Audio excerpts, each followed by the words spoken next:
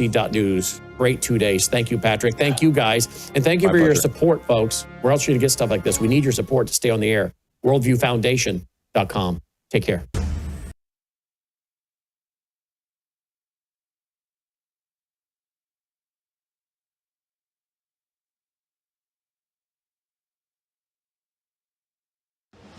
Colonel Rob Maness has a lifelong record of providing dedicated service to this nation. Having worked his way up from the enlisted ranks to full colonel, he served our country for more than 32 years.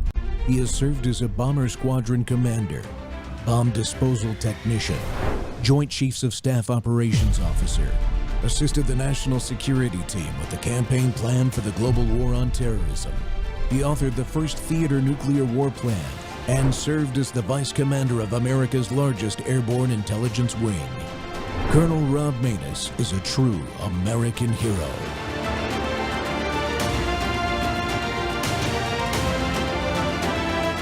This is Rob Maness Live. They're coming up after this. Okay, it's on, all right. Sorry about that. But, the workforce is coming up next, and one of his talking points is over half of the people going through the process of transgenderism are on the autistic spectrum. And he told me earlier that if you include all neurodivergence, it's like 90. So as someone on the spectrum myself, it's like, this breaks my heart to see people most similar to me and that have been through a lot of what I've been through, going through this. And it's a tragedy. So, and quite frankly, I call it the Holocaust of our time. So what we gotta do is bring these people who have most likely been through some intense trauma and hardship. Like, I'm no exception. I've had some crazy things happen to me. So I created an organization called the Autistic Freedom Network, so that all these people, all these kids that have been through unimaginable harm, like, to put that into perspective, just imagine if COVID restrictions lasted your whole childhood. Like, just put that in perspective. That's what our lives are like. So these kids all deserve a leader, someone that'll fight for them, someone that'll give them a voice, that'll give them protection and make sure that they live the best life possible. That's what I'm here for, and we're gonna do it. That is awesome. So please take time to reach out to him and learn more about his organization, because that is amazing. And we have so much more work to do in that area. So thank you for what you're doing. Raise your hand if you have a table out there. And Erica, you'll come around. Welcome back to Whistleblower Wednesday. The Rob Maness Show's live on Worldview Tube and our X Faces simulcast. Well, today, you just heard it. We're introducing the Autistic Freedom Network.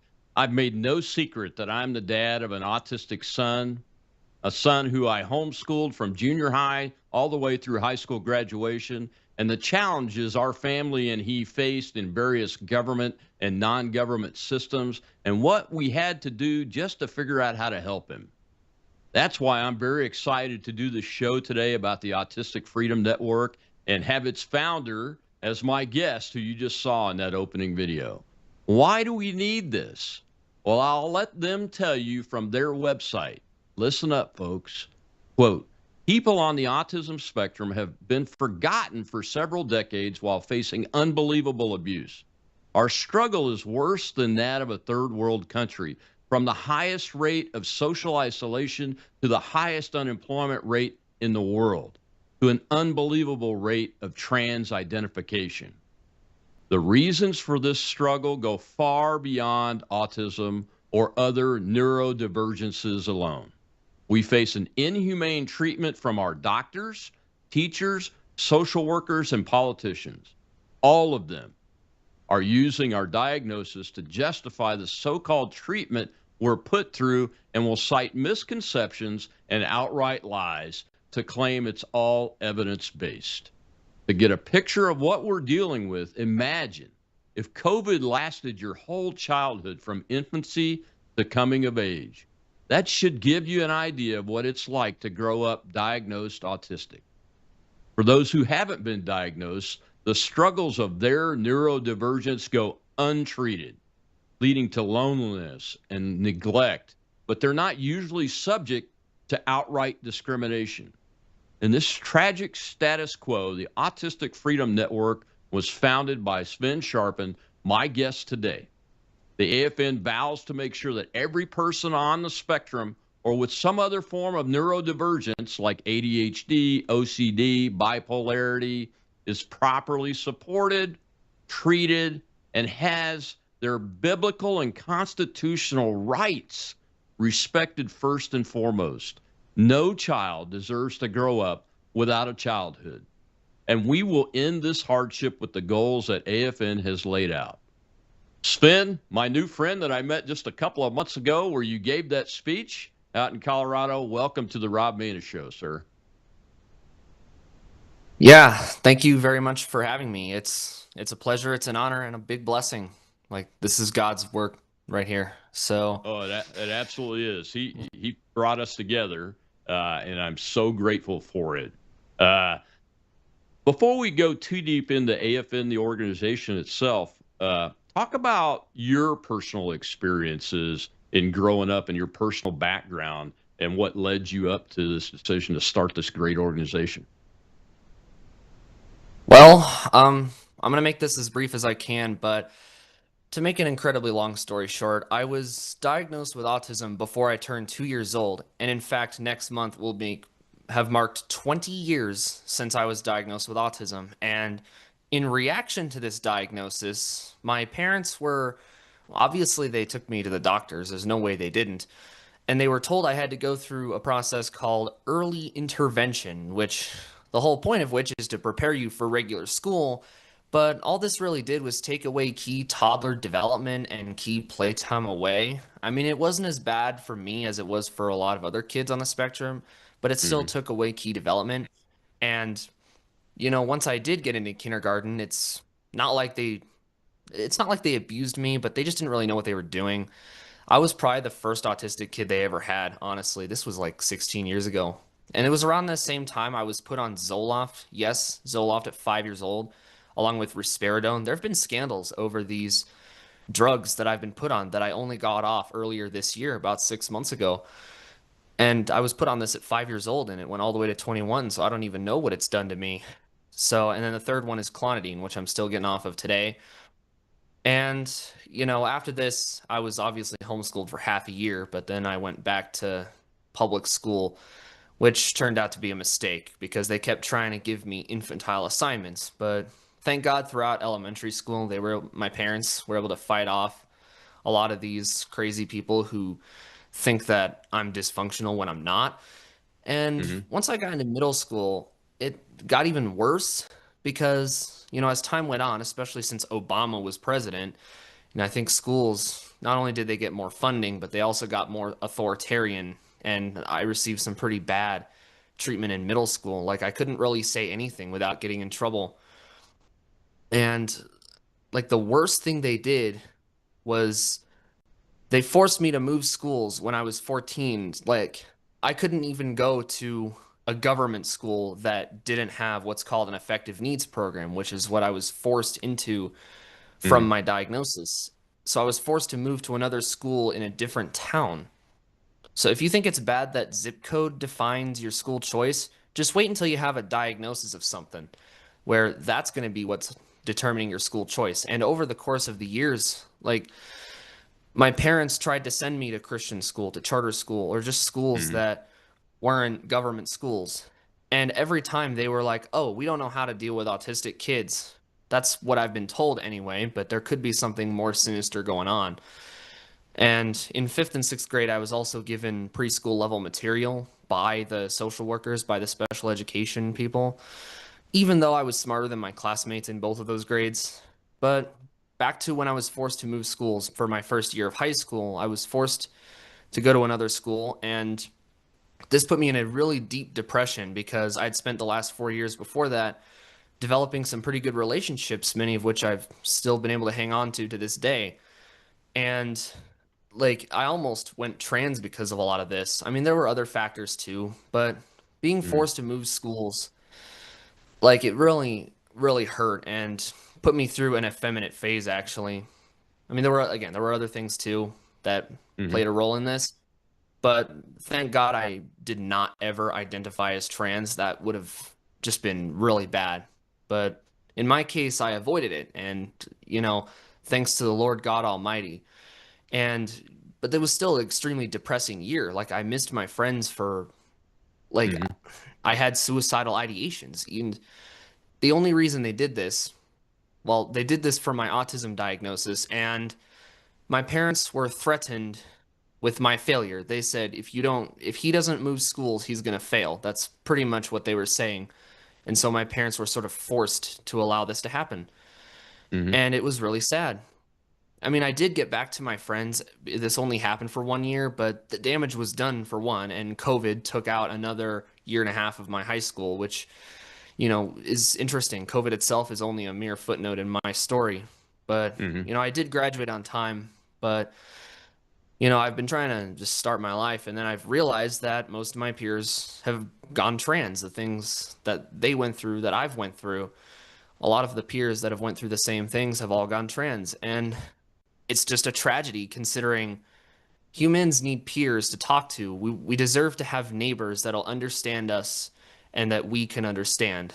And it's just sad to see this happen, to see the beauty and the character and the charisma of my peers just be completely faded out by this trans ideology that is we're very vulnerable to, and I'd say we're being targeted.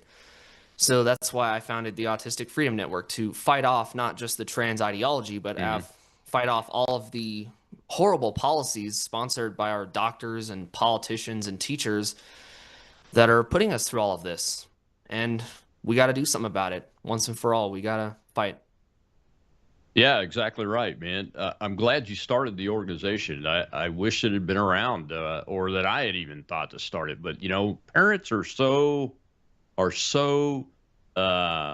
absorbed. In my case, I was just totally absorbed Mm, with homeschooling my son. I took him out at the beginning of seventh grade because the system just couldn't provide uh, the environment that he needed in order to be successful because of things like paras. The thing that bothered him the most was they assigned a para to him early on, and if you don't like the personality of that para, you really don't have a choice. And he would act out, and of course, then they put him in isolation rooms and those kind of things. And once he got out of middle school, he was big, so I didn't want him to hurt himself or hurt anybody else mm. when they were putting him in holds and things like that, because he was acting out in response to some of these so-called methodologies of wanting to get help. So I'm glad you started this group up. I think it'll be a place where parents can go, one of many resources, obviously, to try to see what the reality is, because the reality, Sven, is that autistic children and other kids with is it you call it neurodivergencies, like Well, that's ADHD, just, they're yeah, just I as just use it as smart an as umbrella everybody term. else. Or yeah, usually Yeah, they're more we're still the same intellectually, people. and they're Yeah, usually smarter than their peers from often, an yes. intellectual perspective. Quite often, not every time, but quite often, Yeah. and they don't need to be uh, to try to overlay standard discipline or even increase discipline because you think it's right because of the problem that they have or the way they're made up and their brains work. Generally, is the wrong way to go, right? Yeah, and don't even get me started on the whole like isolation rooms thing. I've heard some really terrible things from parents things that have Mm, happened to their kids by these people who are supposedly in the special education field. And mm, like that's who I'm fighting against. Like the special education social workers. And come to think of it, many of them are part of communist teachers unions and stuff. And, mm. yesterday I went to the state capitol on accident thinking there was an event, and I overheard someone, "Oh, we work with autistic kids," someone on the liberal side of things. And I'm like, Hmm. "Shoot, this is who's doing the abuse." Yeah, that's what our society needs to understand, is that you don't have to abuse these kids. You don't have to Right. overly discipline them. You just have to find the space that their unique brains are capable of operating in so that they can be integrated fully into our society. my youngest son, he just turned 21. Yesterday he passed his national certification test for automotive technology mechanic. He's finished 2 years of community college doing that. He's a welder. He's doing fantastic. But we just had to find the right space for him to be able to learn and grow and all that. And the government systems and even the nonprofit systems really weren't effective at it. We got to take a commercial break. When we come back, Ben, I want to dive into what you were talking about, the control that school systems, other government agencies, the pharmaceutical industry puts on the parents that force them to think they have no choice but to put their kids into these really authoritarian programs. We'll be right back with the founder of the Autistic Freedom Network, Ben Sharpen.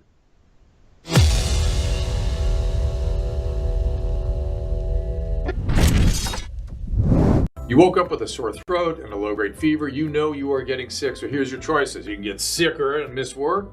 Try to see a doctor this week or sit hours in a crowded waiting room at urgent care. I have a smarter option for you. Open your medical emergency kit. Match your symptoms to doctor-recommended prescription in your booklet and take the right meds now and get well faster. This is not a first aid kit. It's like having an urgent care in your home. It includes doctor-prescribed medications to treat over 39 medical issues like respiratory infections, strep throat, pneumonia, UTIs, and more. No waiting to see the doctor and no standing in line at the pharmacy. It's right here. Every home should have at least one medical emergency kit, and here's how to order. Go to worldviewhealthcare.com. Your kit to treat dozens of common and serious illnesses is rushed to your door. worldviewhealthcare.com. That's worldviewhealthcare.com. The emergency kit available at worldviewhealthcare.com. Make sure you don't have to go to urgent care. I got pneumonia. I didn't have to go. I took this last year. Stayed at home, went to bed.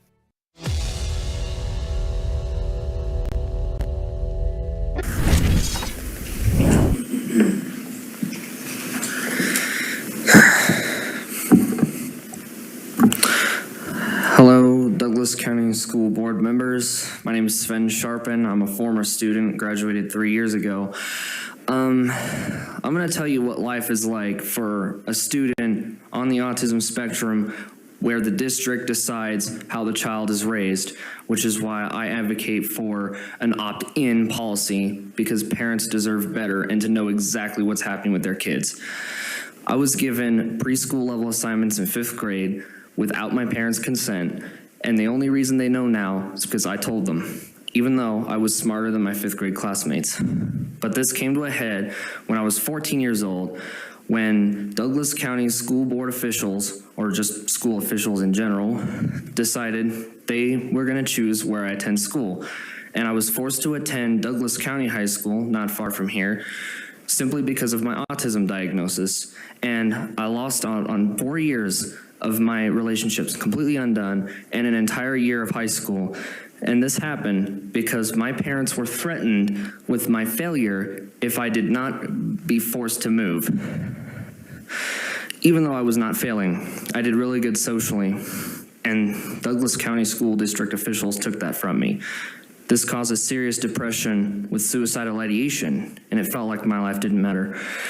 Parents should be raising their kids, not schools. These Colorado health surveys include a lot of inappropriate topics that children should not be learning about, like gender ideology.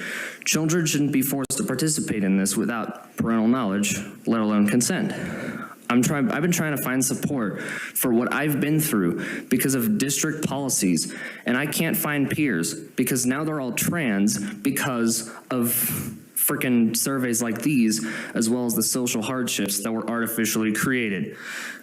This is a health survey that must be an opt-in, and I encourage a vote yes on making this an opt-in, because parents need to know exactly what's going on with their kids, and especially those on the autism spectrum, because parents have their God-given right to raise their kids, not school boards.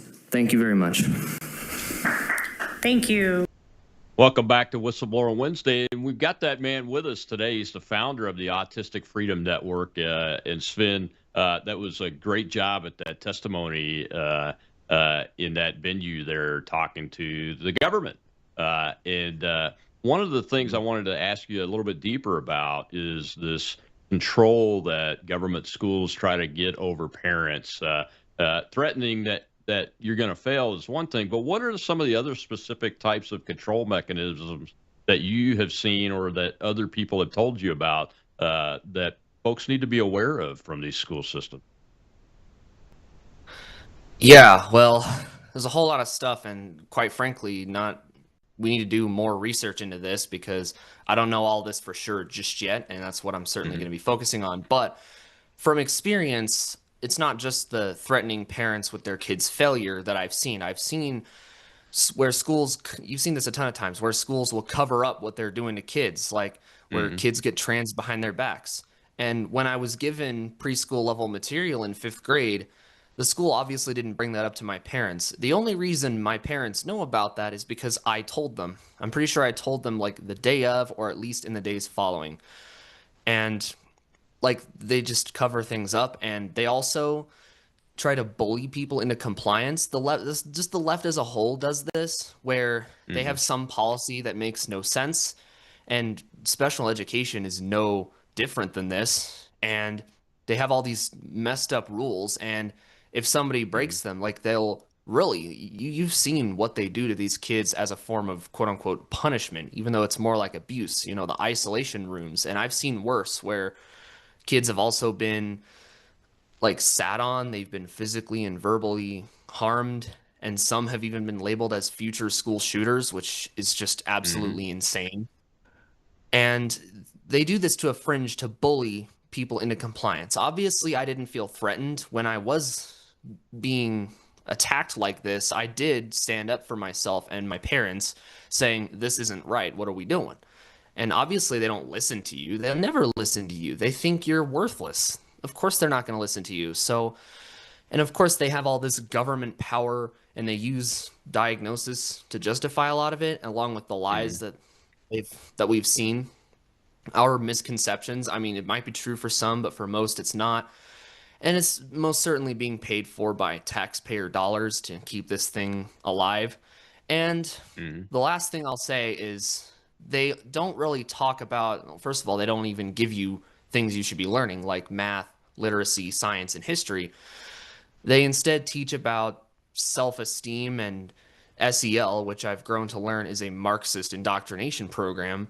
And they Hmm. always ask, the first thing they say to you every day is, "Oh, how do you feel? What zone are you in?" Usually that's red, yellow, or green, or it's like a number ranked from 1 through 5. Usually 1 through 5. Sometimes I've seen 1 through 4, 1 through 3, Hmm. with 1 being you're happy, and then the maximum number being you're out of control. And I've also seen sort of de facto social credit where there's a leveling system where the more loyal you are to them and the more obedient to the system you are, the easier it is to sort of work your way out of the program. Whereas the more rebellious and disloyal or just unacademic you are, the lower you go. And let's be honest, you don't really have freedom of speech, movement, socialization, or really faith at all in these programs. So it's pretty much just communism in our schools that's existed since at least the 90s. I mean, this has been going on for probably 30 years or so. And we got to do something about this. I think this should be illegal, quite frankly. There's better ways to raise kids, and parents need to know about all this that's going on. Yeah, and one of the things that we ran into was we just didn't know enough about proposed treatments of the condition because we didn't know enough about our son's condition. We didn't actually get an autism Mm. diagnosis till he was 9, and we started taking him to doctors when he was 18 months old because something happened in his growth that changed him, and but we just weren't very familiar with some of these proposals, like the medications you mentioned that you were on initially. Mm. Risperidone was one of the ones that they put our son on, and he was Wow. misdiagnosed as pediatric bipolar. And Wow. he was very very young, like you mentioned, and everything. How do we help parents understand that the pharmaceutical companies are also exercising this control over the parents to get their medications into these kids inappropriately? How do we help them understand how that's happening? Well, I can't remember exactly what my parents had to deal with, but I was dealing with this sort of thing, maybe a slightly more extreme version of what every kid would deal with. Like, I've Mm-hmm. heard things like running off uncontrollably or having emotions that are hard to control, which, one of the things about being autistic is your emotions, they're the same, but they might be more intense. Mm-hmm. So instead of the traditional methods of, more relaxing things or barriers to keep kids in, my parents were instead just told, put this kid on medication and this is your only option. Most certainly that was the only option they were given. My dad recently told me actually that he didn't want to put me on medications. He just wanted to let me grow up naturally, and I agree with that. But my mom was like, "No, we have to put him on meds." But because mom did a lot of the healthcare stuff, Mm-hmm. and she was most certainly told by doctors that it was the only option for me, and it was just a huge it was in hindsight a mistake. And in the Mm-hmm. first few weeks I was miserable from what I was told by my parents. Like, I was only a few years old, I don't really remember much of that, but Mm-hmm. I hear it was terrible. And it's just, I have no clue what it did, but one of the things it did do was give me these random twitches for life that are uncontrollable. So if you hear Mm-hmm. about stemming, that might be chemical, Okay. and it was caused in reaction to me having a diagnosis of autism. Now, if a kid had that and didn't have a diagnosis of autism, it would probably be a different story. They would probably just be like, "Oh, put up baby barriers or something," Mm-hmm. or I don't know, let him play with his favorite toys. I don't know, but the reaction of what somebody who's diagnosed with autism and someone who's not is pretty much they're complete opposite, and it makes no sense when we're talking about the same thing, different reaction, and we got to do something about this. But my Yeah. parents were inexperienced. They weren't exactly very they didn't know a whole lot about parenting when I was first diagnosed. Like, I'm their oldest child, and I was only a little under 2 years old, so they didn't really know what to do. So they just relied on big pharma to tell them what to do, which has obviously turned out to be a mistake. Yeah. So Yeah. it's we Yeah. That's something that I mean, our son was our youngest. He's our fifth. But we weren't familiar mm, with the conditions and the treatments for it, if there were any necessary, really. So, yeah, we went through years and years of different medications and different tactics wow. and everything. And finally, in seventh grade, after 2 weeks of that, where he was having to change classes and he just wasn't able to work in that environment, I pulled him out and Wow. decided to homeschool him. But the very next step that I took was remove him from all medication. And what I Mm, found 8 months after the medications were completely out of his system, that I was able to figure out a way to take a really good, strong curriculum that didn't have any of the craziness in it. It was just the basics of math, reading, science, and history. all right. But give him the space. He just needed the right space to be able to get it done. And he did fine. Not one outburst of aggression the whole Mm, time I homeschooled him. Where, like I said, he had a pair in middle school going into seventh grade because they were concerned about that. And I think it was the meds that were really causing that because what the real deal yeah. is what you talked about, is that these kids they just have a different way of a different need for their environment, even though their reaction may be stronger, but it's pretty much the same as a kid that doesn't have autism. You know what I mean? Right. Uh, and I just don't think people understand that. Talk about some of the key misconceptions that your group, as one of the goals, is to debunk the misconceptions about autistic kids, real quick, before we get to this break. What are some of the key misconceptions that you want to debunk?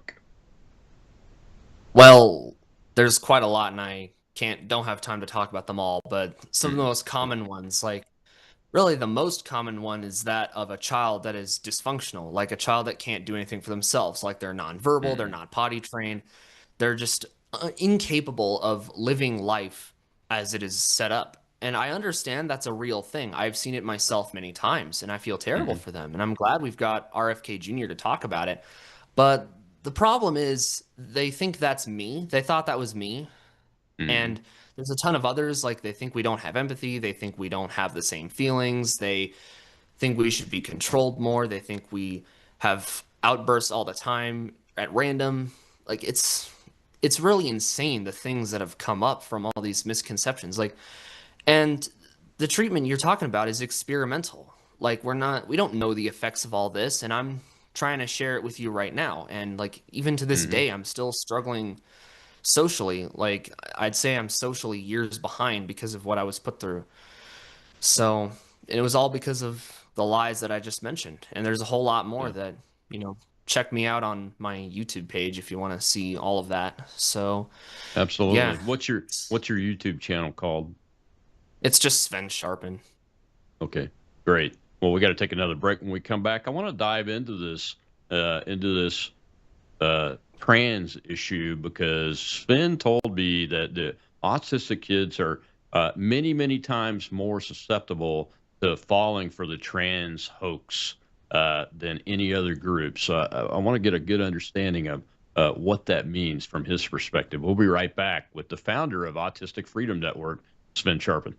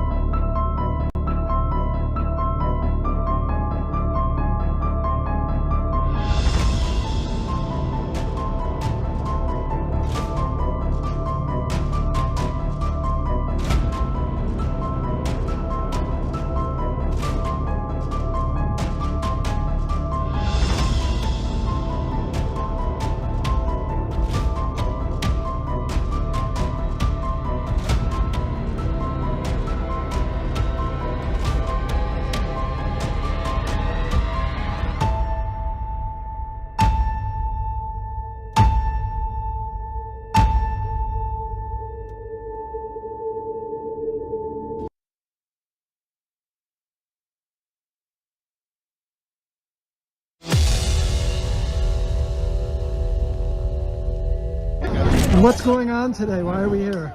Well, we're here to testify against HB 251312, easily the worst bill that any state has ever proposed in the history of our country. And what it does is it basically defines, what is it called, misgendering and dead naming as a form of coercive control, and it will steal your child if you refuse to allow them to trans. And it also has a clause in it that says if you don't affirm somebody's delusion, then the state comes after you. So, and as an autistic person who is well aware that this transgender ideology is going after my people is just heartbreaking and crushing. In fact, just last night, I saw a post of a woman whose breast had been cut off who was autistic, and it filled me with sadness and rage. And now they're trying to pass a bill that will steal autistic children. I'd say half the victims are autistic. And it will steal autistic children and castrate and mutilate them without loving families. So it basically takes away what little we have left. All we have left is our bodies and our families, and they're destroying that.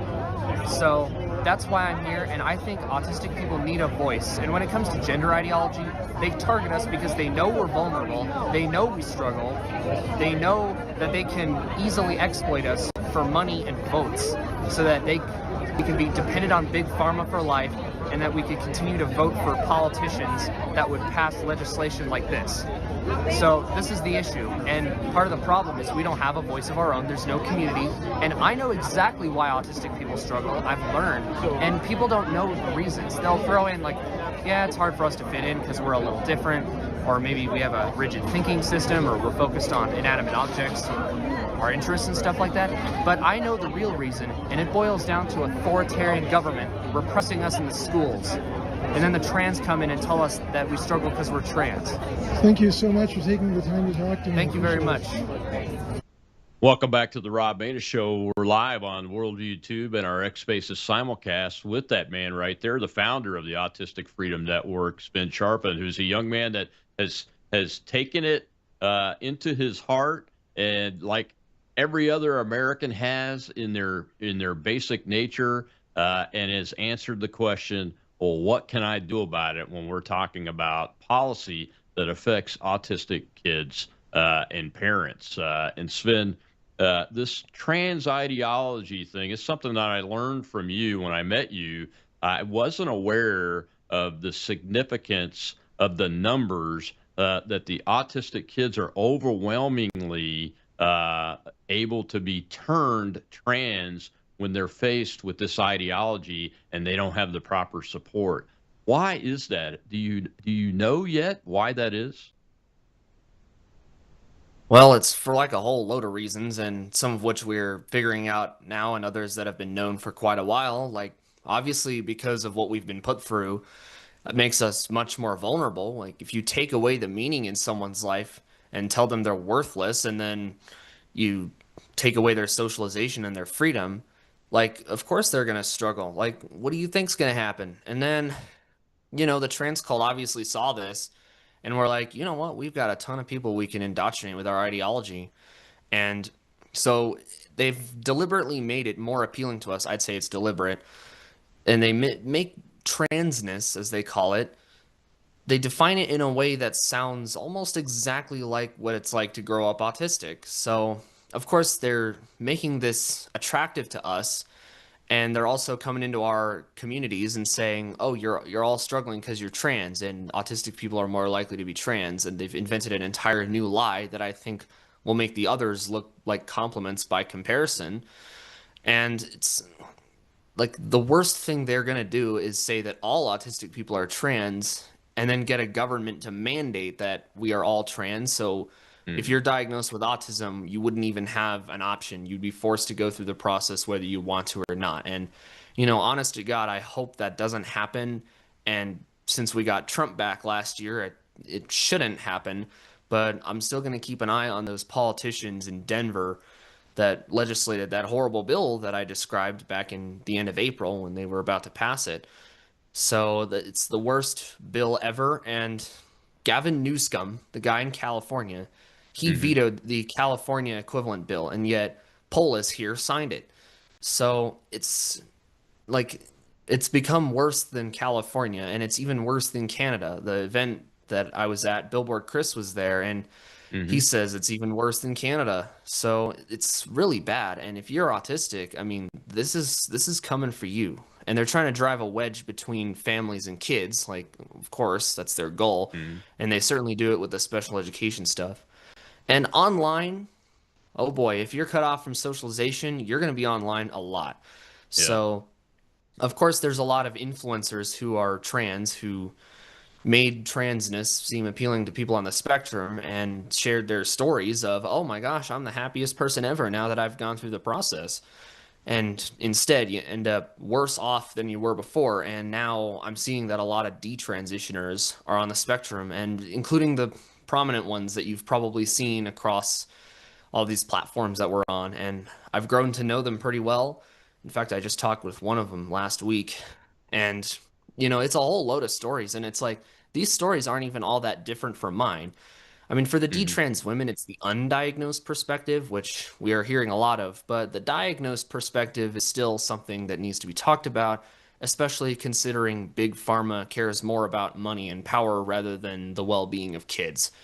So half of these detransitioners, like with parts of their bodies missing and their frames deformed and their endocrine systems damaged, like a lot of them will go on to not have children or you have any normal relationship life anymore. Like it's bad enough before, but it's even worse after because your body doesn't work properly anymore because you were led to believe a lie.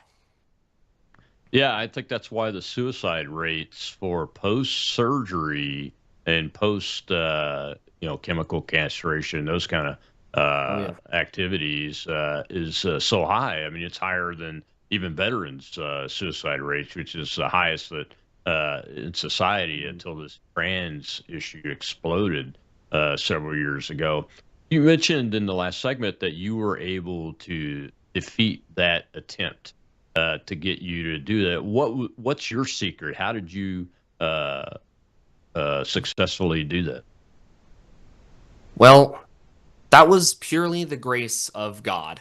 There's no other way to explain it. Like, I held on to faith, and I knew deep down that that stuff didn't work. I was raised Christian, Hmm. and I knew I wasn't fully alone. I knew Jesus was there for me. So that's that's what prevented me from going trans, is just the fact that I knew that that stuff didn't work. And really, it's the grace of God. I mean, there's no way that without God I would be a detransitioner right now, for sure. Yeah, I mean, they're using an indoctrination method and a tactic from a concept out of critical theory, which comes out of the school of Marxism, or the Frankfurt School is its Yeah. modern name, that came into Columbia University when they escaped from Germany in the 1930s. And that critical theory approach is to convince you that you're oppressed, and and there's an oppressor out there. And I think your description of the school system, before they get to the autistic kids with the trans thing, they are oppressing them the way I saw it, and from what you're talking about, right? So you really are feeling like you're the oppressed, and that the oppressors can be stopped. And so once they get to you and start preaching the trans ideology and transition at you, I could see where people would fall for that. Yeah. It's it could be all by design for all I know, but yeah, they Mm. if they don't have an oppression story of the past to bring up, they'll just create one so that they Hmm. can make kids feel oppressed. And even though a lot of groups who feel like they're oppressed, I mean, the real oppressor is the radical left, globalists, Marxists in the system. But Hmm. I mean, for the autistic spectrum in particular, it's like it's easily the worst for us. Like you mentioned like the suicide rate of detransitioners after they go through the process is 19 times higher than for those before. But, the autistic suicide rate, I imagine, is pretty high too. I haven't been able to find anything that says any exact numbers, but I'd say that's the highest in the world. That doesn't include detransitioners. So it's pretty Hmm. bad. And like, it's, I don't even know what else to say at this point other than it's just pure evil. We gotta go after them, and that's who I'm fighting against. We're fighting against the radical schools that are doing this to us, and of course the Hmm. trans cult that did this to us, and all the way up to the top. I mean, that's where we're gonna have to go. But it starts with bringing people on the spectrum together through the Autistic Freedom Network that I created, Hmm. and I'm trying to get the word out about all of this stuff that's happening. So, Yeah. this whole like Marxist ideology of oppressor versus oppressed is just creating oppression, and we got to do something about it. And Yeah. being on the spectrum, like you've been caught up into this. We didn't choose to be caught up into this. Hmm. So it's time to have a more logical, actually patriotic, God, family, country approach to all of this. So we need to fight it off like actual Americans, not a bunch of cowards. So Yeah, I that's what I'm here found to do. that I'm glad you said that about your faith and your Christianity, because I found that when people actually study the Bible and see how the reality is that God created men and women, and that He had a design for that and a design for the family, and those kind of things, it helps folks that are faced with this indoctrination to understand the difference between the real science and the Genesis, so to speak, in the book of Genesis Mhm. of God's work, versus Yeah. this fake stuff that they're being presented with, Yeah, the that a whole man can actually worldly. become a woman, and have Yeah. children and those kind of things like a real woman, which is never going to be possible, in any Right. sense of the word, based on the biblical construction of men and women, and marriage and the family and children, those kind of things. The Before we get to this last break, uh, when you're talking to other autistic folks of your age, how do you help counsel them to be wary of this issue? Well, I mean, I haven't found a whole lot just yet. I'm only in the first year, but I have found a couple. And I mean, they've already kind of gone through a lot of the stuff that I've been through. But for Hmm. future generations of autistic kids, like, well, just Trust your parents more than your doctors. The doctors will frame themselves as the expert and frame the parents as being inexperienced when that's just not true. My parents knew what they were doing, and the doctors and teachers just didn't. So, to future generations of autistic kids, just don't trust anyone other than your parents. Your parents know you the best, and you deserve to have a perfect, loving relationship with them. And of course, a relationship with Christ that'll guide you through this mess that the world has created. So, that's my Absolutely. advice. Well, we got to take our last break. When we come back, I want to talk about your activism and encouraging people to vote. And is the network planning on creating an activist network of autistic citizens to help fight this stuff? We'll be right back with the founder of the Autistic Freedom Network, Sven Sharpen.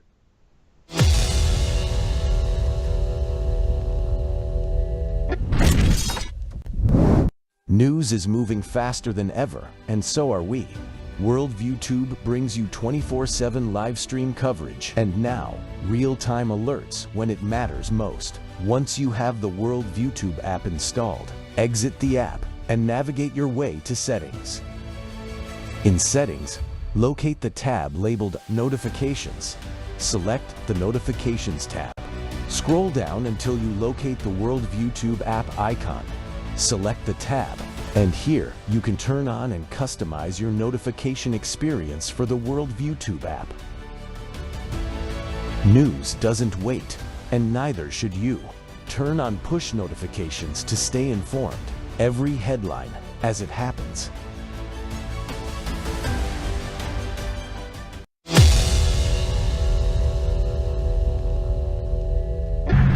Hey everybody, it's me, Sven here, and I'm voting in my local school board elections, and these are arguably more important than the presidential elections we had. So this is my vote. I'm about to cast it. Yeah, so these elections are more important than presidential elections. Want to know why? Because these are the people taking care of your kids in school. And if you don't have school choice like I didn't, then you're going to have a lot of problems. And the bad school board members are they're going to indoctrinate your kids. Like, this is a serious issue that we need to talk about. These are more important than presidential elections. You get out and vote in these elections, because if we let the wrong people get in, they're going to hate America. They're going to indoctrinate your kids to hate America, and the kids on the spectrum are going to get the worst end of it. And we cannot allow this to continue. We want to have school board members that will protect children, one of which that I just voted for has a kid on the spectrum. So that's great. We got to get the right people into our school boards so that children are never harmed again. They can't vote. It's up to us adults to protect them. So we have to vote for them. They're on the ballot. Go vote in your school board elections. And before I end this, I'm going to tell you something. You cannot say an election was rigged if you did not vote in it. The reason your side didn't win is because you didn't vote. You cannot say an election was rigged if you didn't vote in it. So just get out and vote. Election day tomorrow. Let's go and take our country back. God bless you and God bless America. Welcome back to the Rob Maness Show here on the Worldview Tube network. And Worldview Tube, folks, is a Christian worldview. That's what this network is all about, and why I was excited to have my show on this network when the founder and CEO of the network, Brandon House, gave us the opportunity, because it's a network that provides the Christian worldview at Worldview Tube. So check them out at Rumble. Sign up, subscribe to there. You can subscribe to the Rob Maness Show on Rumble too, or anywhere else where you find social media, like on X, where we do our X simulcast for our space and take questions from our audience. And we love having you there. And my guest today is that man right there, Sven Sharpen, the founder of the Autistic Freedom Network. And Sven, as part of your plans for the organization, are you going to do something like follow the model of Scott Pressler at Early Vote Action and build a base of advocates and citizen action folks, especially from the autistic community? Well, I know I look kind of like Scott Pressler, but I'm going to take more of a Charlie Kirk approach. In fact, one of the clips you showed was posted on September 9th, the day before the tragedy of the year. And so before I was just going to sort of follow his lead and create an organization similar to his, Turning Point USA, and follow leads of other good detransitioners like Chloe Cole and Laura Becker, who I've talked to both of them. They're both amazing people, and you know, God bless them. But after what happened, my mission has taken a completely new meaning, and it's like I'm gonna follow the footsteps of Charlie Kirk and do for the autistic spectrum what he did for the rest of the young generations, which means, you know, not only creating a voting network, but also going to places across the country and having rallies of people on the spectrum and telling them they're worth fighting for. And you know, we're also going to focus on self-improvement and self-control as opposed to basically the opposite of what the special education people do. So instead of saying, oh, the world's better because you're in it, it's more like, is the world better because you're in it? And that's a Charlie Kirk line right there. So we're going to focus certainly on self-improvement as well as just getting people on the spectrum to understand why they're in the situation they're in. And the first thing I'm going to do is just organize those that haven't yet been captured by this radical left ideology. And then from there, we can start going across the country, hopefully to university campuses, like create chapters or at least partner up with Turning Point. You know, if they're watching this, that's great. But partner up with Turning Point and YAF and others to let them know what's been happening and how we can fix it. Like my mission page on my website has 20 goals on what we should do. And the first one is just to create this sort of movement. Like detransitioners, a lot of them are on the spectrum, especially the leaders, like the top ones, in prominence, they really lead the movement. And if they can create a movement, like so can the rest of the people on the spectrum. I mean, a lot are detransitioners themselves, and even for those of us that aren't detransitioners, we've still been subject to a harmful medical and educational practice. Even though our bodies aren't damaged, our lives and our minds are still feeling the effects of all of this. Like it's mental mutilation in a way. Like your body might be intact, but your mind has been dealing with quite a lot of stuff, both chemically and just psychologically. It's insane what's been happening to us. So it's time for the people of the spectrum to have their own version of Turning Point USA. And unlike all the other organizations that we've seen, they're all woke. I haven't found one conservative one. And that's ended now that I've created the first ever America-centric, God-centric organization for people on the spectrum. And it just goes for everyone on the spectrum. You don't absolutely have to follow my worldview to be a part of my network, but you have to understand, you know, we're doing this for a reason and we are a conservative organization. So we want to help autistic people live the lives that our Lord created us to live, which is, you know, to be raised naturally, to get a, you know, have a career in something you're good at. You know, God calls you in your earthly life to get married, to have lots of adorable babies, and just repeat the process over and over again. Like a diagnosis of autism shouldn't ever stop you from doing that stuff. And quite frankly, it shouldn't define who we are. So that's what I'm trying to do. And I want to be the sort of leader that for the spectrum that Charlie Kirk was for the young generation. So I'm following more of the Charlie Kirk playbook rather than Scott Pressler. Well, that's fantastic. You know, in just a few hours, I'm going to be speaking to the new TPUSA chapter at the Southeastern Louisiana University a couple hours from here where I'm at. And I will mention the Autistic Freedom Network in my talk there, and I'll incorporate that in my talk and connect people that want to connect with you about that, because I think that's very important. I like that approach. And you sound like Charlie. You know, he said many times, you know, fall in love, go have babies, and live a life of faith and help others. You know, over and over he would say that. As a matter of fact, in one of his last interviews, he was asked, "What do you want to be remembered for?" And that he said, "For my faith," and that I wasn't afraid to tell the truth. Those are the things that I value. By knowing him early on in our political careers and then following and supporting his organization as he supported mine. You mentioned the goals page on your website. That's a pretty long list. Are there any others you want to highlight before we get to the end of the show about your objectives for the organization?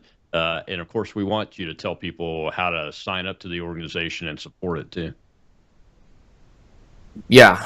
Well, some of the other goals I mentioned are to go after the radical trans ideology and the radical trans Marxist extremists inside of autistic communities to cleanse them all out. We got to get them out so that people on the spectrum can have more freedom to not only decide who they are, but to actually have a good path forward. And I know deep down that everyone, like a lot of people on the spectrum that I've seen both online and in person and in shows, they all want to have their own families. They want to have their own lives and their own way of participating in society. And we all deserve our own part in the world. So, I mean, as a Christian, I believe I'm not of this world, but we got to improve it and make it better for future generations of young people. So I know deep down that a lot of autistic people want to have families and careers and things they're good at, and that's what I'm certainly going to support.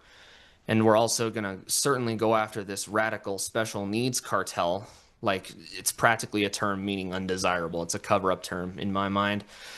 And so we got to go after them. We got to go after the politicians and the radical NGOs paying for it all, like Autism Speaks, and other organizations that promote that alongside trans ideology, and go after all the misconceptions, debunk them, get rid of the whole, oh, autistic people are gross, so that we can go from being the last people that someone would want to date to being one of the first. And unlike every other organization for folks on the spectrum that I've seen, we're actually going to be autistic people first, and our needs will be covered first and foremost.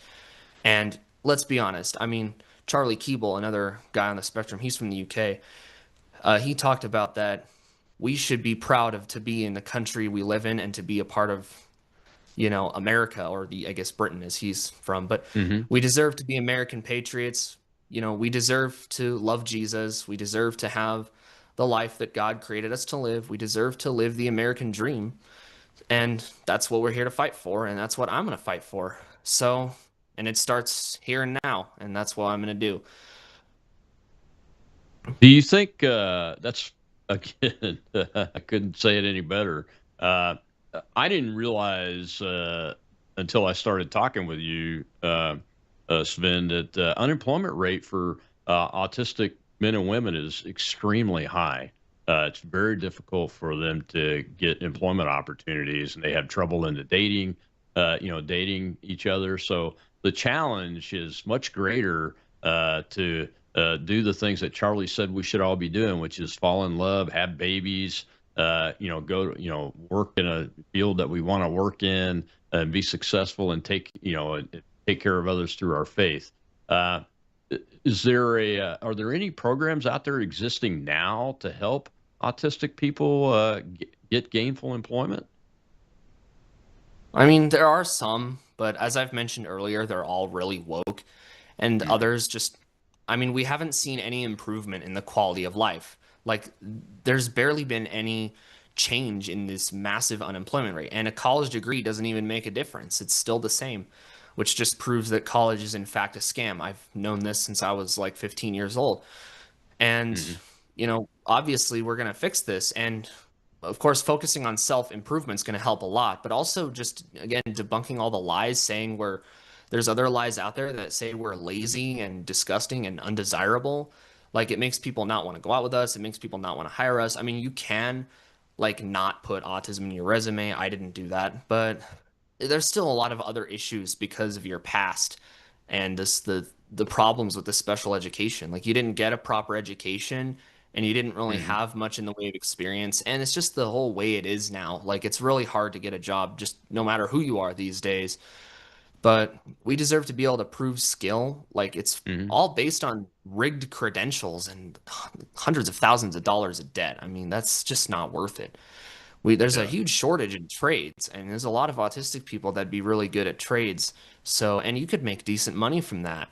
So we deserve to have careers in what we're good at, and we're always good at something. You are never good at nothing. You are always good at something. Yeah. So if you want to be in the trades, learn to weld and come to South Mississippi. We have shipbuilding operations here. They're down thousands of welders all the time. So if people want to be in the trades, come to South Mississippi and learn to weld. There's a free program at the local community college, the Mississippi Gulf Coast Community College, that teaches welding. Tell folks to come on down here if they can get here, and if they are here, they should be taking advantage of those kind of things. Well, Tell people where they can go to find you at your website, what your website is, and how they can help by donations or whatever else. Yeah, so I'm on X, Instagram, and YouTube. I guess Facebook too, but I don't really use that. So I'm on those first three. And it's at Sven_Sharpen. And make sure you spell it correctly as it is on screen right here, SCHARPEN. Everyone gets it wrong when they don't see it spelled out. So make sure you spell that right at Sven_Sharpen. But you could probably just look up Sven Sharpen and you'll find me. So, but do make sure you spell it right because, you know, I'm right here for you. If you have someone on the spectrum you know or are on the spectrum yourself, you know, tell them about me. It's just,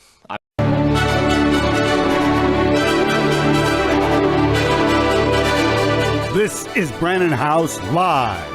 Whether the issue is law, science, economics, history, family, social issues, education, religion, government, or national security, Brannon brings the issues of the day into clear focus through the lens of a Judeo-Christian worldview. And now, here is your host, Brannon House. And welcome to the broadcast on this November 18th, 2025. Boy, November is going by fast, isn't it? November 18th, 2025. We're going to have on David Pine tonight for a few minutes. I want to talk about this headline here. Russia could drown Britain, but it's also not just that. It's also America. Putin's new super weapons that could obliterate the West in seconds. How Kremlin can trigger Armageddon at the flick of a switch with flying Chernobyl, tsunami torpedo, and space nuke. We'll talk about that. And then what about this war between Russia and Ukraine? Here we are now, about 10 months into the Trump administration. He was going to end that war on day one, but it's not ending. And I want to ask David tonight about why is it not ending? And why did he not have, President Trump, his summit with Putin? We'll talk about that with David Pine, a quick update.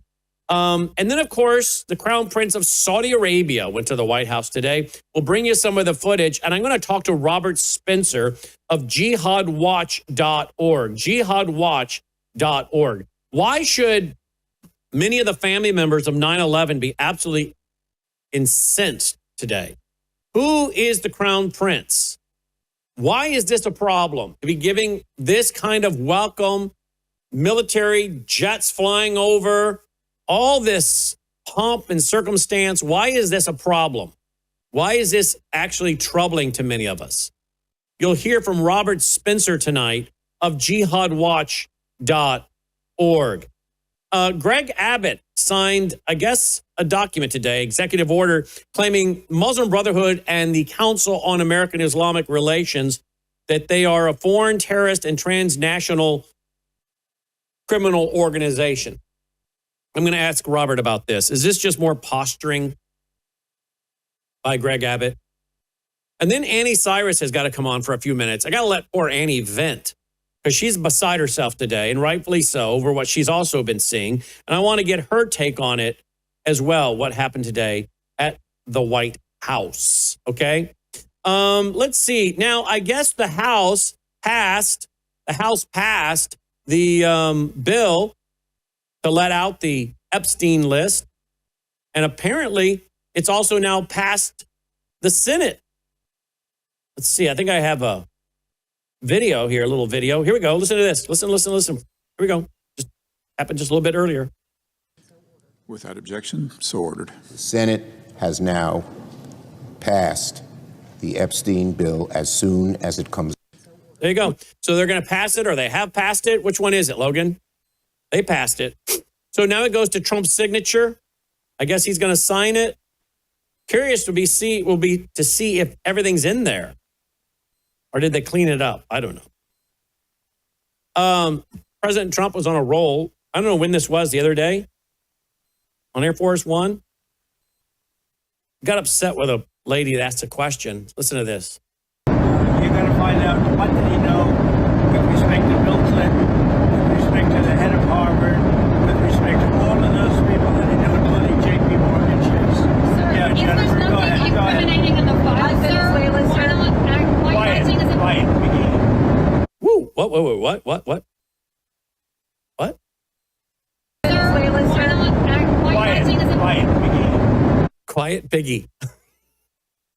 Ouch. I don't think he should be doing that. I don't think he should be doing that. That's not presidential. Can you see Logan? See if you can. I can do it probably faster than you can. Let's see. President Reagan with Helen Thomas. Now, Helen was kind of lefty, that's for sure. Absolute lefty. But can you see Ronald Reagan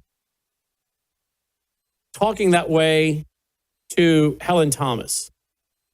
Well, maybe you're going to have to help me, Logan. I'm going to have to go to another channel. I was going to show a video of Reagan and Helen Thomas exchanging words back and forth.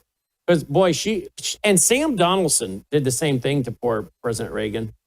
See, President Reagan and Helen Thomas. Let's see if I can find a little exchange between the two of them. Yeah, here we go. Oh, come on. The Bespoke commercial. AI family. Oh, we'll wait for that to pass for a second. I'm kind of going back to the 80s here. Here we go. Directly or indirectly, at least twice, that the Contras were benefiting from the Iran arms sale. Is that true, or were you deceived and lied to by Admiral Poindexter and Colonel North? And I'd like to follow on. Mr. President, you didn't answer the question on North or Poindexter. Did they deceive you? You didn't answer whether Poindexter and North deceived. He didn't say, quiet, piggy. He would have never done that. That was June 16th, 1981. I mean, and Helen Thomas could get in your face.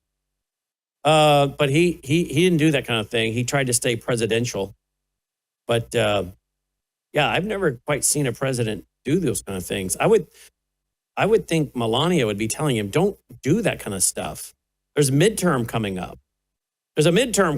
And you got to get out there and work for your party and they're women voters. And you just can't be doing that. But there you go. That was a little shocking when I saw that today. So for what it's worth. Let's see, what else do we have of interest before we go to our first guest? Let's see here. Oh, this is interesting. The New York Post. Washington man severely ill with unpredictable virus never before seen in humans. Logan, you got some scary music to go with that? You got any scary music on your little machine in there? Oh, he's got a machine in there that makes all kinds of noises. That seems like a October 31st headline. Oh, that's not scary. Washington man severely ill with unpredictable virus never seen before in humans. That's if you crack a joke, but we'll take it. I don't know. Don't you love these headlines? Because you know what? I see these headlines about people bleeding from the eyes and different things. And I'm not making light of people that have something like that. But I see these kind of headlines at certain unnamed websites. I won't say them because they do put out some good news. I don't want to ridicule them because they do put out some good stories. But you see these headlines and then you never hear a word about it again. So I generally am not quick to get too excited about that. I'm not too quick to get excited about that because I want to say, well, let's see what happens. Because a lot of times that's a headline and then nothing. It's a headline and then nothing. All right, let's see. Anything else over at Worldview? Oh, yeah. Look at this. Arson attacks on Christian churches rise to record high in Germany. Now, I wonder why. I wonder what would be causing record high attacks in Germany on churches. If you have something new happening, you have to ask, what has changed? What new thing has occurred that might be setting the stage for this? Oh, I don't know, maybe importing a gazillion Islamists? Breitbart reports the number of anti-Christian arson attacks on churches in Germany has surged to a record high amid a climate of growing intolerance. A report from the Observatory on Intolerance and Discrimination Against Christians in Europe found. Its annual report published this week based on data collected from European police forces The Organization for Security and Cooperation in Europe and various civil society groups reported there were 33 arson attacks against German churches in 2024. This represented a record high for the country and stood at the most of any country in Europe last year. For several years now, we have been dealing with an escalating problem.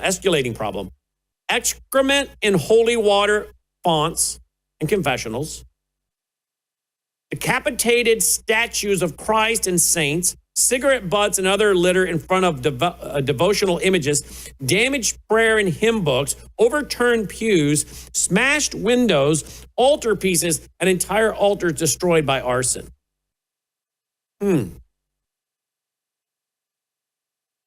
Oh, yeah. Remember that? Rwandan migrant allegedly murdered a Catholic priest, sentenced to 4 years for French cathedral arson.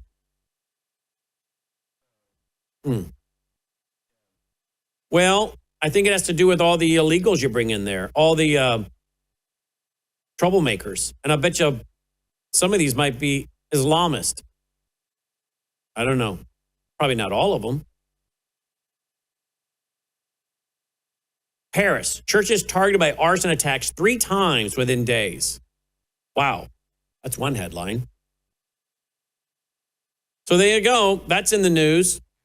And of course, we're going to continue to see, I'm afraid, the rise of attacks on Christians. You can use big C, little c for that one. Christians. Yep. Let's see. Anything else? I guess not. Oh, you go to worldviewreport.com. We have your daily aggregated news site.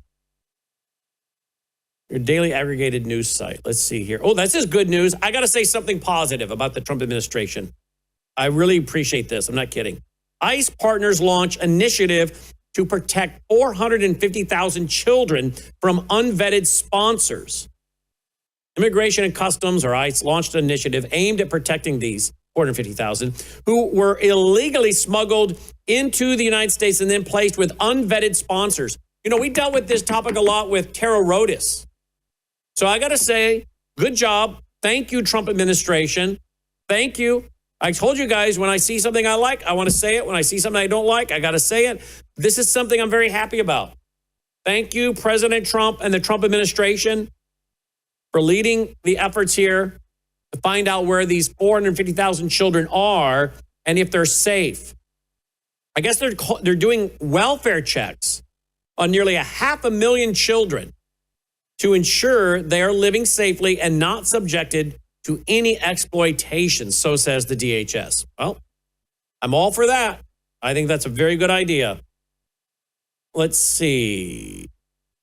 What else? Ooh, this is kind of interesting, Logan. Have you seen this?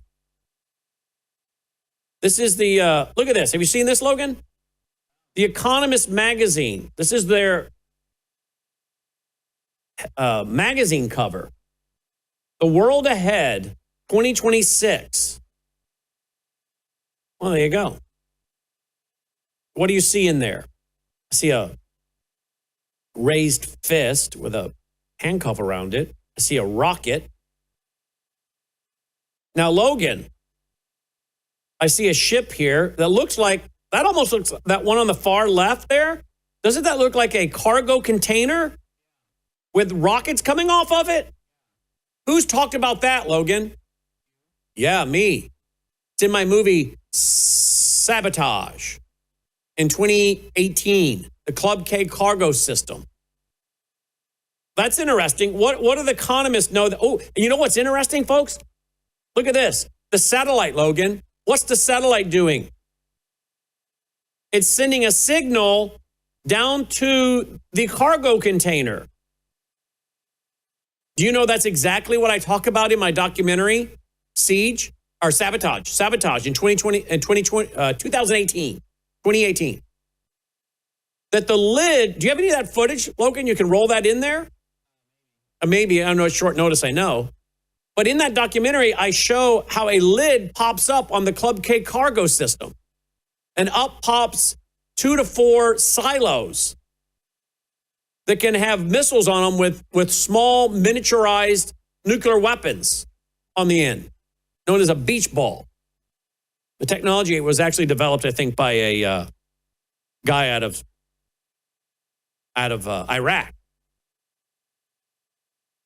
Let's go back to that, Logan. I'm just seeing that right now. I mean, I looked at this earlier today, but I didn't see that. The fact that it's got a satellite sending a signal to these boxcars on a ship and then something shooting off. Very interesting. Now, why would The Economist magazine do that? And they're highlighting the 250th anniversary of America. Wow. Now, what is this? What is this, Logan? It looks like is that an Xbox controller right there next to the birthday cake, to the right of the birthday cake? It's a PS what?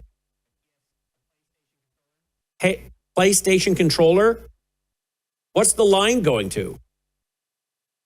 What is that on the other end? It's a brain. You're right.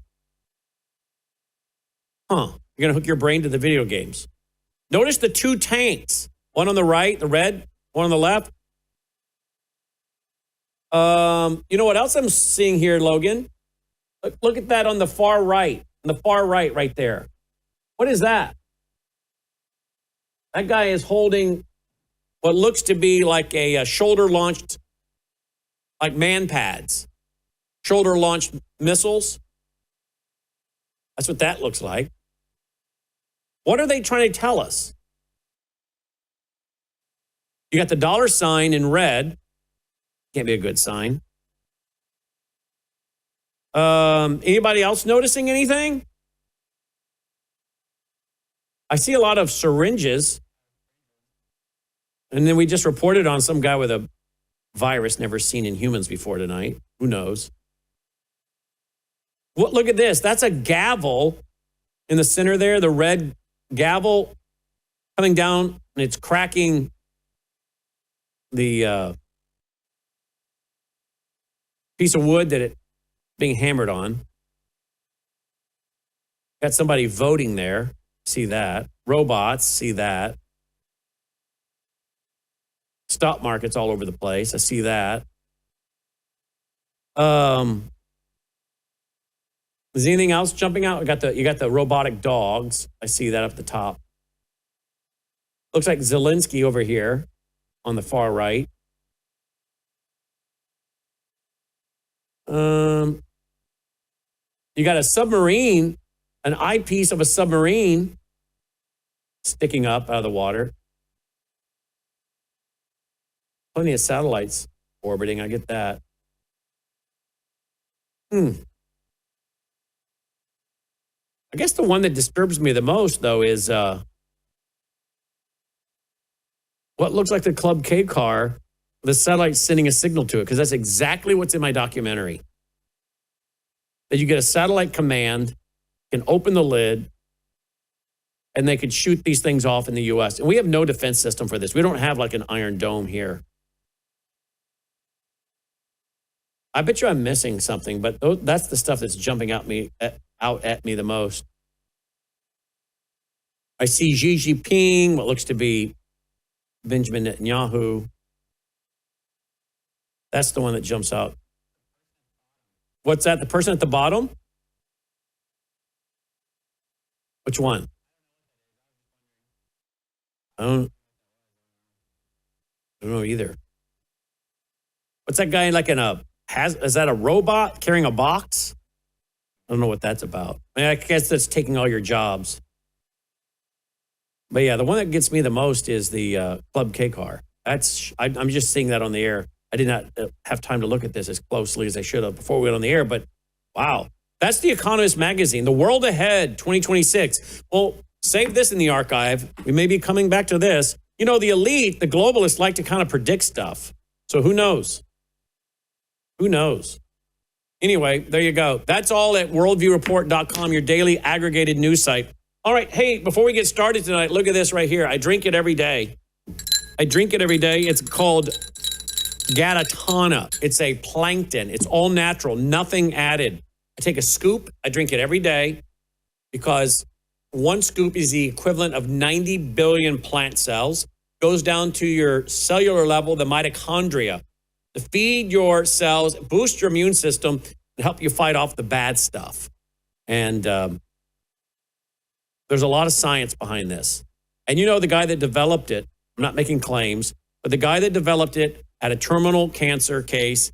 He started eating and drinking this because he was raising it for his starfish or crayfish. Went in for a biopsy, 11 biopsies, came back benign. Right? Remember that? There it is. There's a picture of him and his daughter.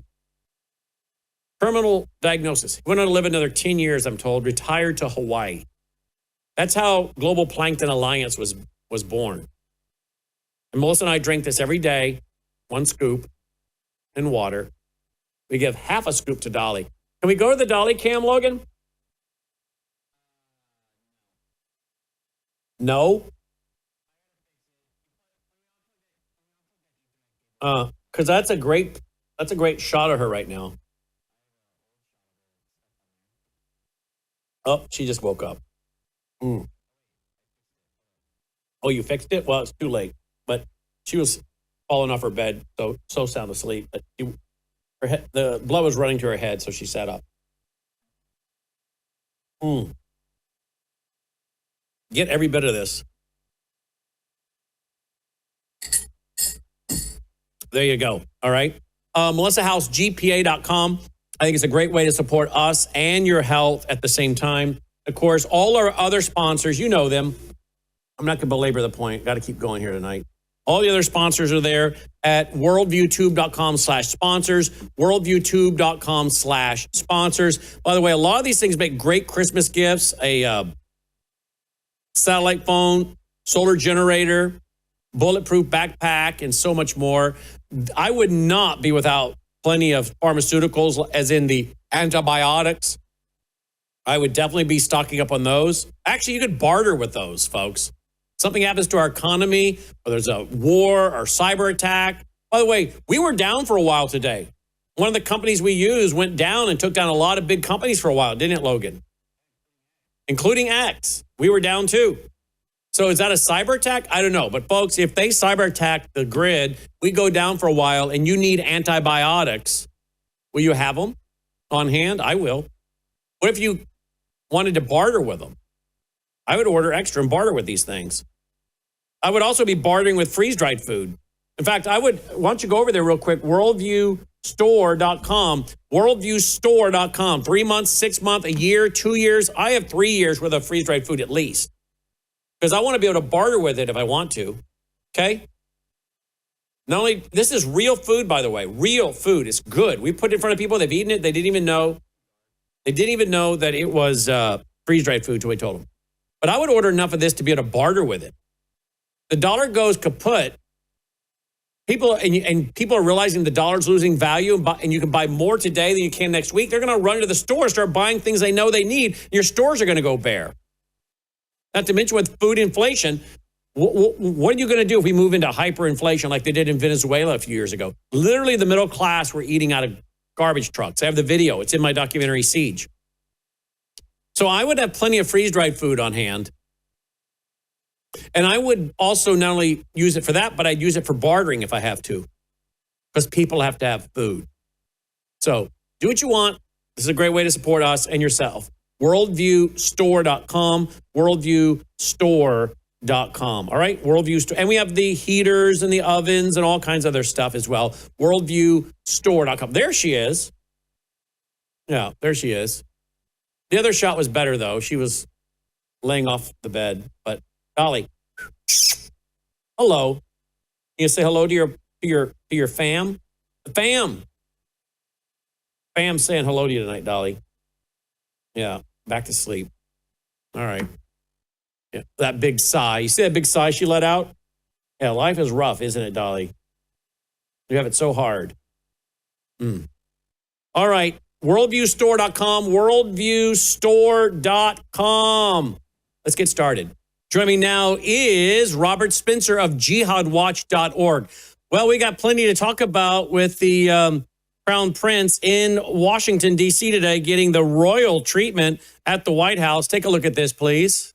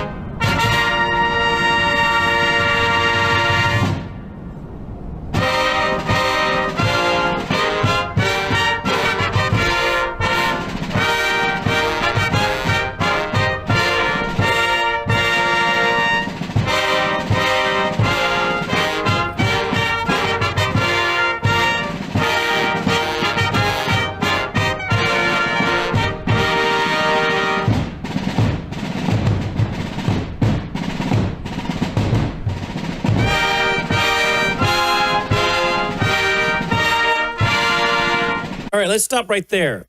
The flag. They even had some horses go by, which I'll show that too. That flag, that's the Saudi flag.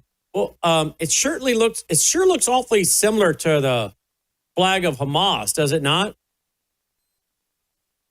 Well, it's the same thing in a certain sense. It says there's no God but Allah, and Muhammad is his messenger. And the flag of Hamas, the flag of the Taliban, they say the same thing. So really, it's a different design, but the sentiments are identical. Mm-hmm.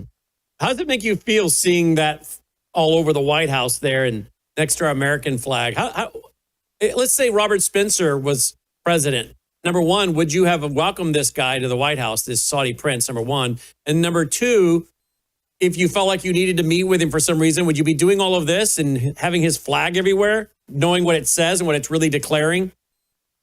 No, certainly not. I think that there are certainly circumstances under which it might be necessary from a geopolitical standpoint to talk to the man, to meet with the man, but to do it with all this pomp and circumstance is, I think, yet another indication of the fact that this administration seems to have forgotten everything it once knew about Islamic Jihad terrorism. And I say forgotten because unlike other administrations, which never showed any indication of knowing what jihad was all about or wanting to know, the Trump administration, the president has in the past spoken about Islam, about the jihad terror threat more realistically than any of seems low in my ear of recent times.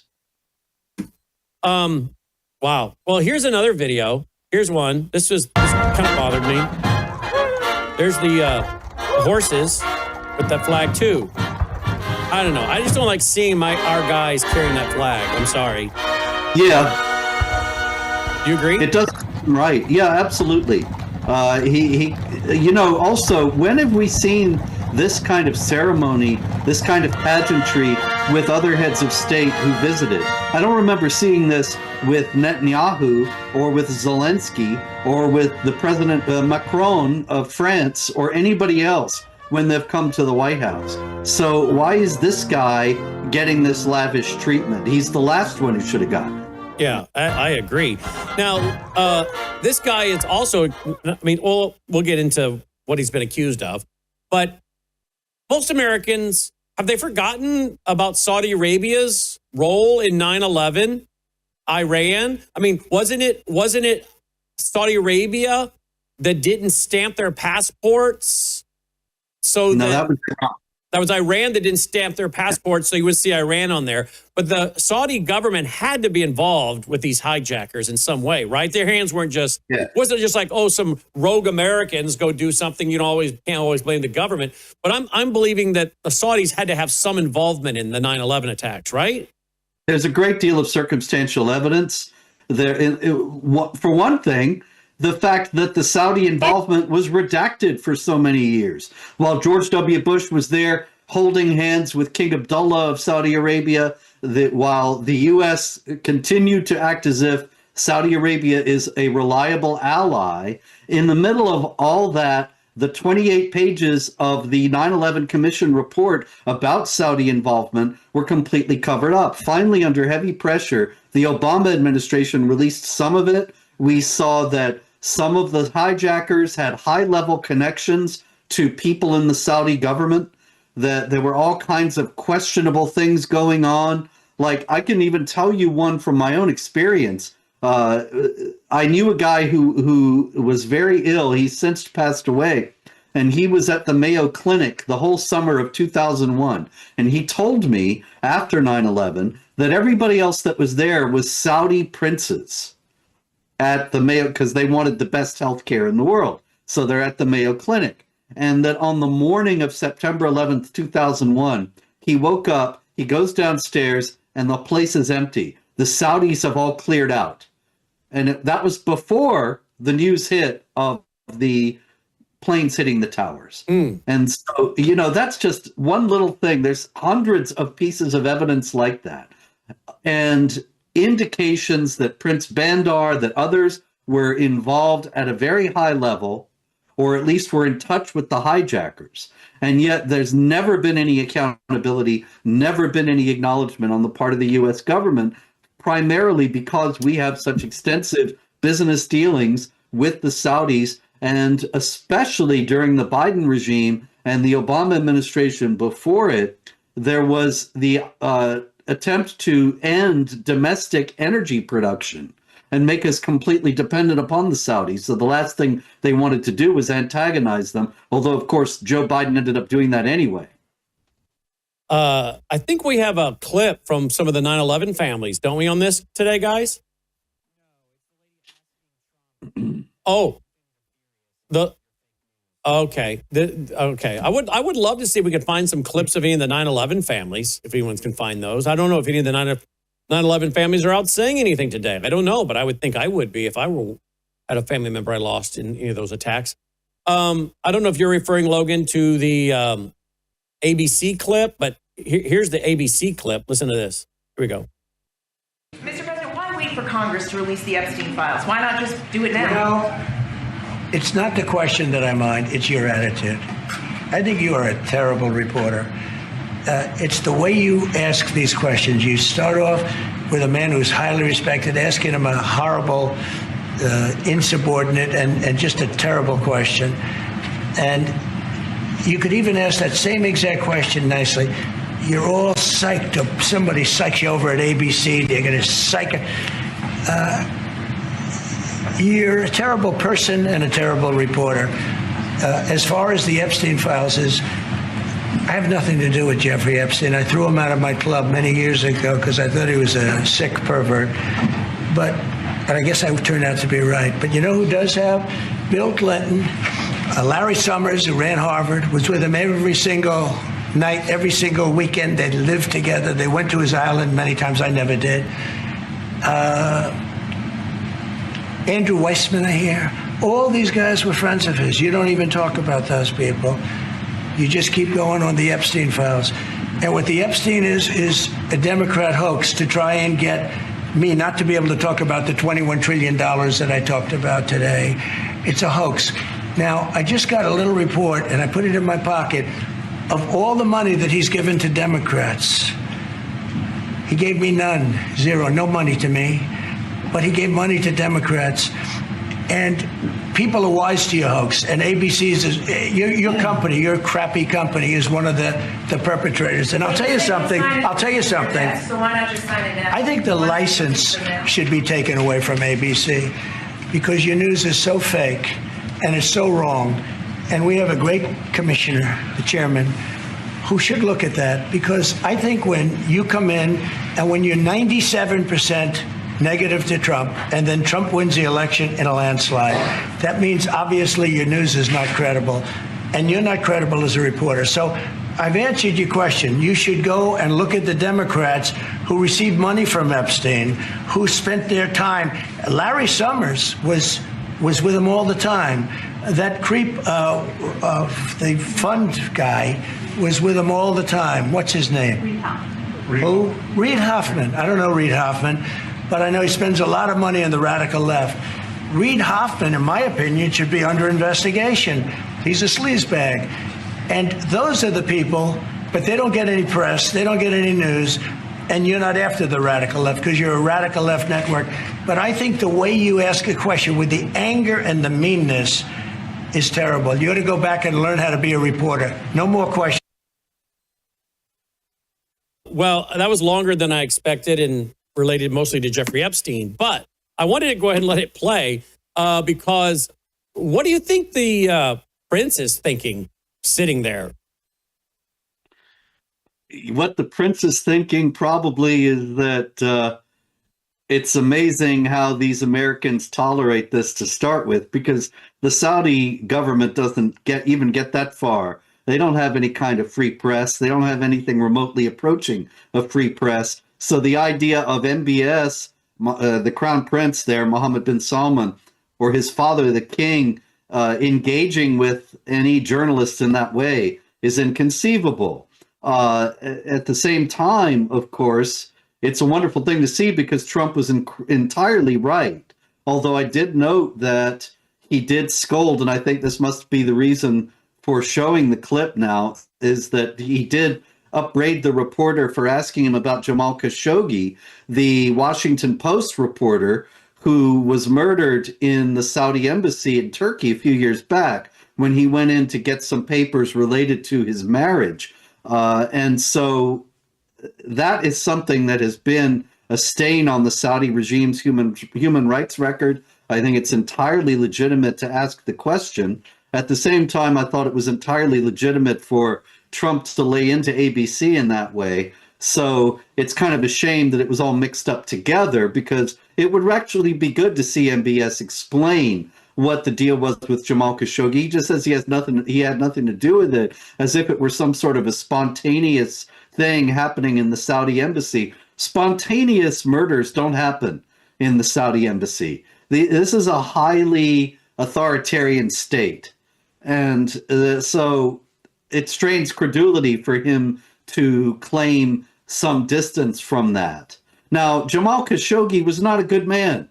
He was Muslim Brotherhood. He was Muslim Brotherhood in the pages of the Washington Post. That in itself was a scandal, but that doesn't justify him being murdered. And so it should have been, the question really should have been asked and answered. Okay, so let's see here. I do have a clip here by President Trump on this one. Here we go. Take a listen to this. He's done a phenomenal job. You're mentioning somebody that was extremely controversial. A lot of people didn't like that gentleman that you're talking about. Whether you like him or didn't like him, things happen. But he knew nothing about it, and we can leave it at that. You don't have to embarrass our guest by asking a question like that. It's just you ask, Mr. President, if you allow me to answer.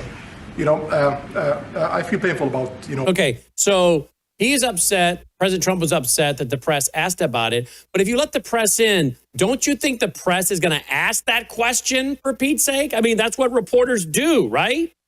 Yeah, if you had asked me, what are they going to ask MBS and Trump? Exactly. It's going to be Khashoggi and Epstein. That's all they care about. They don't care about some trade deal. They don't even care that he's selling or giving, I don't know, F-35s to the Saudis. They only care about Epstein and Khashoggi and Epstein. That's the only thing they were ever going to be asking about. That was obvious. He should have known. If he didn't want them there, he shouldn't have brought them in. I don't know if we have the longer version of that, Logan, because I think there's a minute and 23 seconds of it. I'd like to see the longer version of it real quick. All right, roll what you got. Is it appropriate, Mr. President, for your family to be doing business in Saudi Arabia while that's you're a good president? one. Is that a conflict of interest?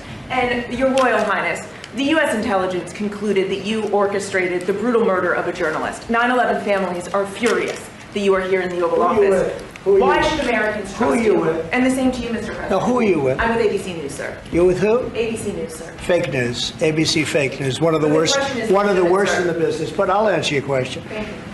I have nothing to do with the family business. I have left, and when I've devoted 100% of my energy. What my family does is fine. They do business all over. They've done very little with Saudi Arabia, actually. I'm sure they could do a lot. and anything they've done has been very good. That's what we've done. We've built a tremendous business for a long time. I've been very successful. I decided to leave that success behind and make America very successful. And I've made America more successful by far than it ever was, and that it ever could have been, no matter who was president. There would be nobody bringing in $21 trillion, that I can tell you right now. Okay, so what do you make of that, Robert? Well, here again, the question wasn't answered. And so I think that, it's a difficult situation, Brandon, because I don't have any sympathy for these journalists. I feel the same way about ABC News as the president does. At the same time, you got to wonder, well, okay, we are there in the Oval Office with this authoritarian ruler of a state with a very poor human rights record that financed Muslim Brotherhood run mosques all over the United States just a few years ago, before admittedly it stopped doing that over the last few years, and Turkey has taken up the slack. But at the same time, this is supposed to be an ally of the United States. The United States is supposed to be in favor of certain principles, and this is a regime that doesn't seem to hold to those principles and actually seems to actively trample upon them, as with the killing of this Muslim Brotherhood operative journalist. So what's the deal? Are we not entitled to an explanation? And I wish that somebody from a real news agency would ask the president and ask MBS, and maybe we could get some answers then. Well, here's an article from Forbes. I showed it the other day, dated November 14th. Here's everything we know about Trump's financial ties to Saudi Arabia. I think he has quite a bit of investments over there, and certainly some of his people around him, don't they? Yeah. And so that's another thing you got to ask. Now, see, this is something that people who support the president have not really wanted to face, because we want to think, well, our guy, he's not Joe Biden. He's not Kamala Harris. He's America first. He's out for our best interests. Now, that's all true. And yet that doesn't mean that this man does everything right or that everything he does is perfect. There is nobody on earth that does not sin. And so you've got the fact that he does have these extensive dealings in Saudi Arabia. You got the same questions with Qatar and the very strange turn that he made. You know, I was saying earlier that the administration seems to have forgotten what it knew about Islamic terror. And one of the things that I was basing that on was the fact that 9 years ago, Trump said Qatar is a chief sponsor of terror.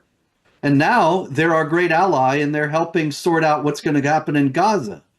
And what's changed? Absolutely nothing has changed. And yet we do know that Qatar gave an airplane to the president for Air Force One.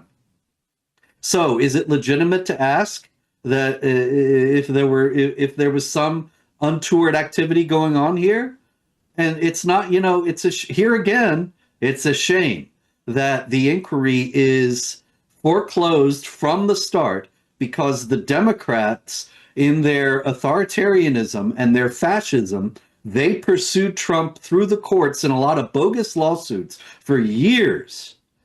And so now it seems, if you even ask the question about anything that Trump is doing ethically, then people are going to say, oh, you're just like Joe Biden, or you're just like Merrick Garland. You're one of these corrupt officials trying to destroy people you hate by bogus legal means. Well, no, maybe they're legitimate questions sometimes. Well, and we need to have honest answers. Well, here's a screenshot of Forbes magazine. December 9, 2024, a month after Trump wins a second term in the White House, DAR Global announces 2 more Trump projects in Riyadh. These developments will redefine luxury living in Saudi Arabia's capital, end quote. Boast an executive with the Saudi firm. 2025 of April. As global markets tumble in response to the president's tariff plans, Trump jets to Miami, where he attends a LIV golf dinner, leading into an event for the Saudi-backed league at his Trump National Doral Golf Resort. May of 2025, for the second time, Trump travels to Riyadh earlier in his term, kicking off a 3-nation tour of Saudi Arabia, the United Arab Emirates, Qatar, all countries where the Trump organization is actively working on real estate deals with Saudi Arabia's Dar al Arkan. September 2025, Dar Global announces a second Trump property